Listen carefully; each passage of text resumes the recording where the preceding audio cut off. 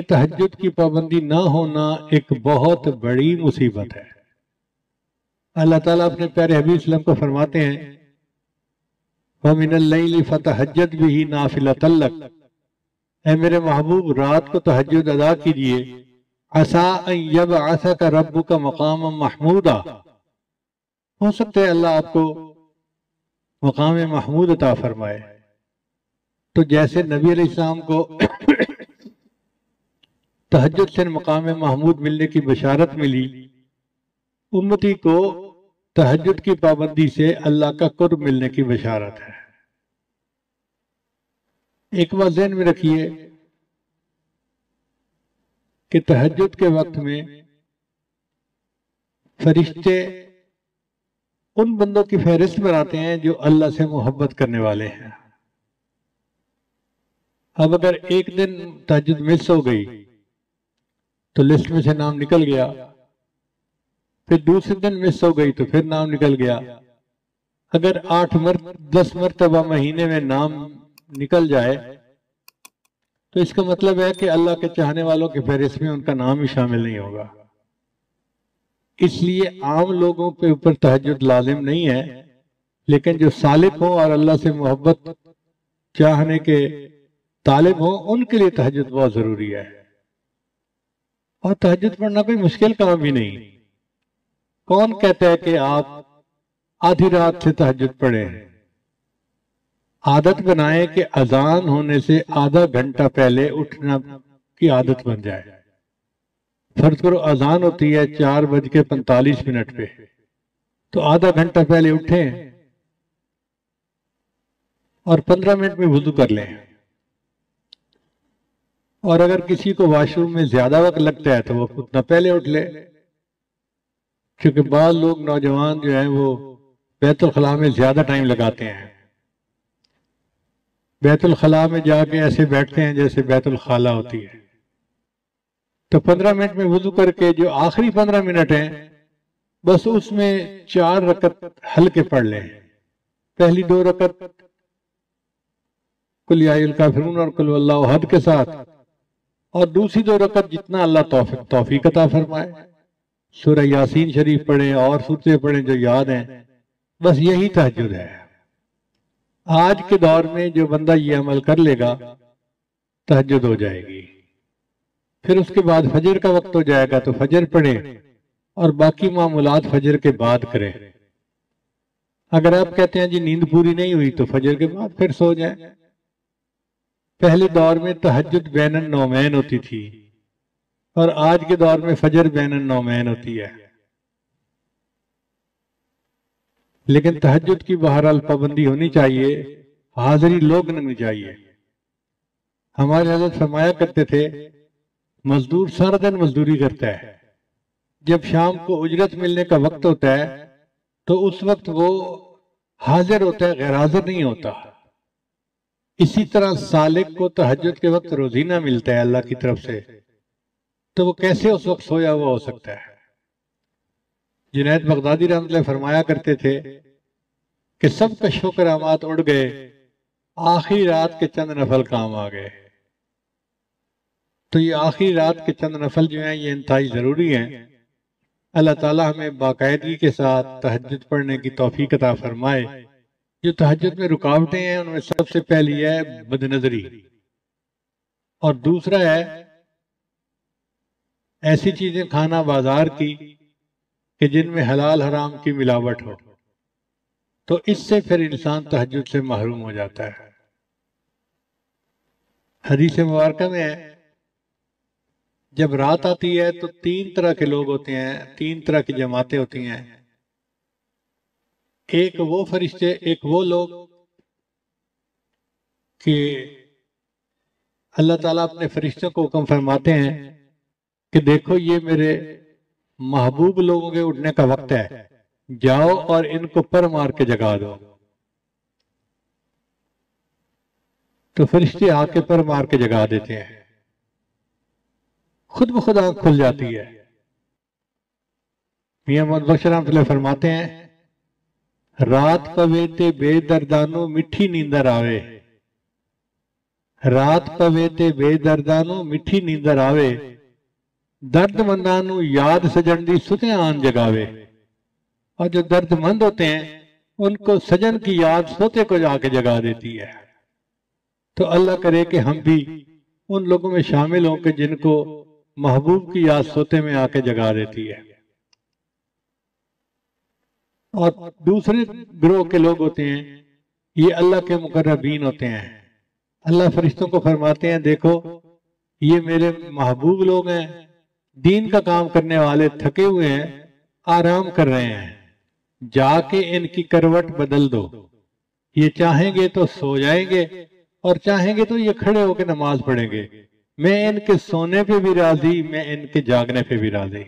یہ ایسا ہی ہے کہ جیسے کوئی کاریگر آئے اور اس کا ہتھیار جو ہے وہ ٹھیک کرنے کی ضرورت پڑ جائے تو وہ اپنے مزدوری کے وقت میں اپنے ہتھیار کو ٹھیک کرتا ہے اور اس کی مزدوری کاٹی نہیں جاتی کہ اتنا وقت آپ نے کام نہیں کیا، بھئی وہ چیز اس میں شامل ہوتی ہے۔ اسی طرح جو لوگ دین کا کام کرنے والے ہیں تو وہ بھی ایسے ہی کریں کہ دین کا کام کریں اور اللہ تعالیٰ ان کے جاگنے پہ بھی راضی، ان کے سونے پہ بھی راضی۔ پھر تیسرا گروہ ہوتا ہے، اللہ تعالیٰ اپنے فرشتوں کو حکم فرماتے ہیں کہ جاؤ، یہ وہ میرے بندے ہیں جن کو میں پسند ہی نہیں کرتا، تم جا کے پہرا دو کہیں یہ نہ اٹھ جائیں، میں ان کی شکل ہی دیکھنا پسند نہیں کرتا۔ تو اس لیے اگر تہجد قضا ہوتی ہے تو آپ دل میں یہ سوچیں کہ اللہ تعالیٰ میری شکل دیکھنا ہی پسند نہیں کرتے، اور کوشش کریں کہ باقاعدگی کے ساتھ اہتمام کے ساتھ تہجد پڑھیں۔ وہ چند لمحے تو 24 گھنٹے کا نچوڑ ہوتا ہے۔ اللہ تعالیٰ ہمیں ان معمولات کی پابندی کرنے کی توفیق عطا فرمائے اور ہماری تمام غلطیوں کوتاہیوں کو اپنے فضل سے معاف فرما دے۔ عبداللہ ذوالبجدین رضی اللہ تعالیٰ نام عبداللہ تھا، مگر مدینہ طیبہ سے تھوڑے سے فاصلے پر ایک بستی میں رہتے تھے۔ والد فوت ہو گئے تھے تو چچا ان کی کفالت کرتے تھے، اور چچا نے ان کو بڑے محبت سے رکھا تھا، کھانا بھی اچھا دیتا تھا اور بہترین لباس دیتا۔ عبداللہ شکل کا بھی بہت خوبصورت تھا، پھر اس کے اوپر جب قیمتی اور خوبصورت لباس پہنتا تو اس کی جوانی کو دیکھ کے، اس کی پرسنالٹی کو دیکھ کے لوگ حیران ہوتے تھے۔ چنانچہ عبداللہ جب مدینہ طیبہ آتا تو لوگ حیران ہو کے اس کو دیکھتے تھے کہ کتنا خوبصورت نوجوان ہے اور کتنے اچھے کپڑے اس نے پہنے ہوئے ہیں۔ اللہ کی شان دیکھیں کہ عبداللہ نبی اسلام کی خدمت میں حاضر ہو گیا اور اس نے کلمہ پڑھ لیا۔ اب جب واپس گھر گیا تو چاہتا تو وہ تھا کہ میں نبی اسلام کی محبت کو چھپاؤں، مگر محبت چھپانے سے چھپتی نہیں ہے۔ ایک دم بھی محبت چھپ نہ سکی جب تیرا کسی نے نام لیا۔ اس کے چچا نبی اسلام کا نام لیتے یا والدہ لیتی تو عبداللہ ذرا ادھر دیکھتا، توجہ سے بات سنتا، تو گھر والوں نے فگر آؤٹ کر لیا کہ اس کے اندر کوئی نہ کوئی تبدیلی آئی ہے۔ چنانچہ چچا نے ایک دن اس کو بٹھا کر پوچھا، عبداللہ سچ سچ بتاؤ کیا تم مسلمان بن گئے ہو؟ تو عبداللہ رضی اللہ عنہ نے بتا دیا، ہاں میں نے کلمہ پڑھا ہے، میں مسلمان ہو گیا ہوں۔ چچا کو بڑا غصہ آیا، اس نے کہا کہ میں اتنا پیسہ خرچ کرتا ہوں، تمہیں بہترین غذا دیتا ہوں، تمہیں کھانا دیتا ہوں، لباس دیتا ہوں، اور تو ایسا نمک حرام کہ ہم اپنے ماں باپ کے دین پہ جمے ہوئے ہیں، تو ہمارے دین کو چھوڑ کے چلا گیا۔ اگر ایسا ہے تو میں تمہیں پھر اس گھر میں رہنے کی اجازت نہیں دے سکتا، میں نکال دوں گا۔ عبداللہ نے کہا نکال دے، میں چلا جاؤں گا۔ چچا کو اور غصہ آیا، اس نے تو پٹائی کی پہلے، جب ٹکا کے مار لیا نا اور اس کا غصہ تھوڑا ٹھنڈا ہوا تو اس نے کیا کیا کہ عبداللہ کے جسم پہ جو لباس تھا نا، پورا لباس کاٹ کے اتار دیا۔ یہ لباس میں تجھے سلوا کے دیا تھا، اب یہ لباس میں اتارتا ہوں۔ چنانچہ بالکل جیسے چھوٹا بچہ بالکل برہنہ ہوتا ہے، عبداللہ کو اس طرح برہنہ حالت میں اس نے اپنے گھر سے دھکا دے دیا۔ اب جوان عمر بیٹا جب اس طرح برہنگی کی حالت میں گھر سے باہر نکلا تو ماں کچھ کر تو سکتی نہیں تھی۔ اس نے کیا کیا کہ ایک چادر تھی جو اپنے سر پہ عورتیں بڑی چادر لیتی ہیں، اس نے وہ چادر گلی میں ڈال دی کہ میرا بیٹا کم از کم میری چادر سے اپنے سطر کو تو چھپا لے گا۔ عبداللہ نے اس چادر کے 2 ٹکڑے کر دیے، ایک ٹکڑا تہبند کی طرح باندھ لیا اور دوسرا ٹکڑا جیسے سردیوں میں گرم چادر لپیٹتے ہیں اپنے اوپر لپیٹ لیا۔ پھر عبداللہ سوچنے لگا میں کہاں جاؤں؟ تو دل نے کہا کہ جن کی خاطر یہ سب کچھ میرے ساتھ پیش آیا ہے اب مجھے انہی کے پاس جانا ہے۔ چنانچہ عبداللہ رضی اللہ تعالیٰ عنہ مدینہ طیبہ آئے۔ فجر کے بعد کا وقت ہے، نبی علیہ السلام مسجد میں تشریف فرمائے اور صحابہ سے گفتگو فرما رہے ہیں۔ اللہ کے حبیب صلی اللہ علیہ وسلم نے دور سے عبداللہ کو آتے ہوئے دیکھا تو محبوب صلی اللہ علیہ وسلم نے پہچان لیا یہ وہی نوجوان تھا جو اتنے خوبصورت لباس پہنتا تھا، لوگ اس کی طرف آنکھ اٹھا کے دیکھتے تھے۔ آج دو چادروں میں لپٹا ہوا آ رہا ہے، دونوں جہاں کسی کی محبت میں ہار کے وہ آ رہا ہے کوئی شب غم گزار کے۔